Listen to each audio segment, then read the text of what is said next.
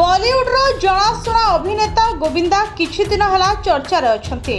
तांकर कोनोसी सिनेमा पाई नुहे, तांको सह होइथिबा दुर्घटना पाई से चर्चार विषय पालटिछंती। अक्टोबर 2 रे बॉलीवुड अभिनेता गोविंदा को गुली लागिथिला। सेबेठारु से निरंतर खबर रे रही आछंती।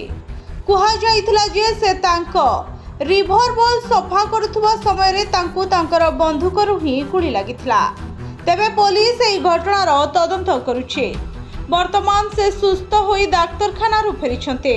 डाक्तरखाना बाहरिबा परे गोविंदा निजे विषय गणमाध्यम रे सूचना दैछंते।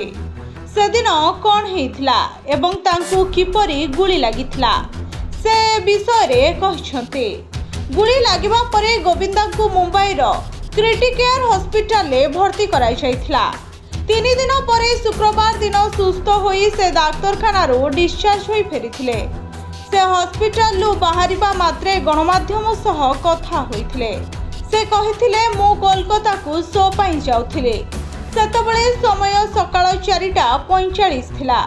से समय रे रिभर बॉल हाथरू खसी पड़िथिला एवं रिभर बॉल गुली चली जाइथिला।